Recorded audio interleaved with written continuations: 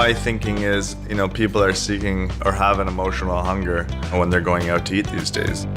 When you look at all the competition and all the options that are out there, how do you compete? How do you differentiate yourself?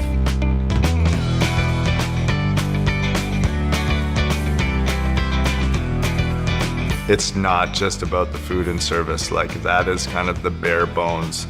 We're delivering an experience. The attention to detail is a huge thing for us. What are people remembering? For me, I remember a feeling. Ideally, our goal at the end of the day is when they leave one of our establishments, they feel like they've lost something.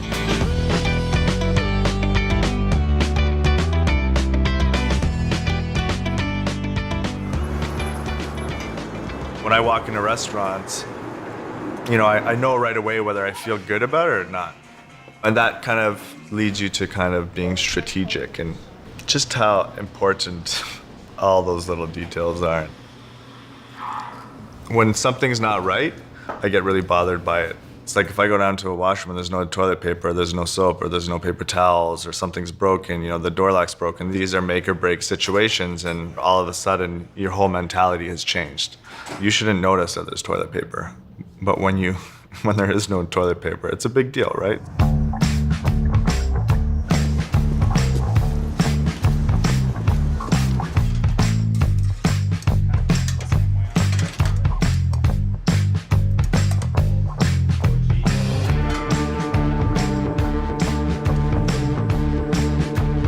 I can name a handful of restaurants in Toronto where I feel the reason why they didn't succeed was because of their light. Lighting is huge. People should not notice you dimming the lights. I can't tell you how many times you go to a restaurant and then it's like, oh, mood setting now, okay? Like it's, like lights should follow the sun. As it goes down, you slowly decrease to get to a point where a mimic's kind of outside, right? Every time someone just goes like that, it's like amateurs. So that's one aspect. Same with the music. We don't want you to necessarily notice the song. Whereas a lot of people, they're like, oh, we gotta play music that people know, songs that people like. And for me, it's like, if I'm in a restaurant and I hear a song that I've heard, like, it takes me away from this experience. We work with a great music company who curates it from a third-party perspective, based on what, not necessarily what we like, but what makes sense in the space. Psychedelic Cambodian music at our Mexican mezcal bar. 1970s Nigerian rock at, Bar Raval, that is a Spanish pincho bar. At our Eastern European place, we're planning on doing like Balkan and like Dirty South rock and roll. So, super eclectic stuff. So these are all kind of things that we try to do because we think it makes sense. Every decision you make, the customer has a choice to say, do I like this or do I not?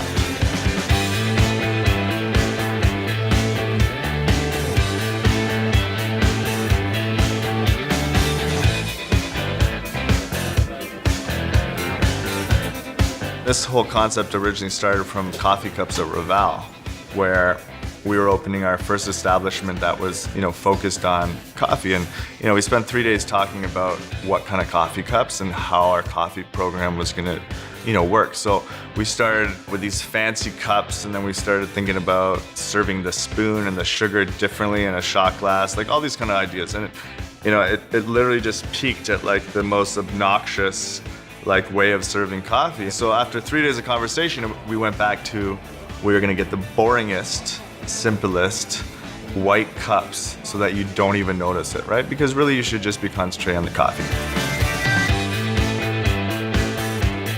The art of not noticing is eliminating all these kind of, situations where, to give people a choice whether they like it or not, and really concentrate on the few that they are gonna notice, like design, lighting, music.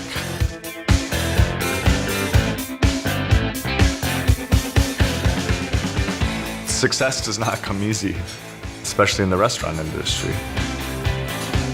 I think why we're successful and why we, people like us is because we try to acknowledge every little detail and control it.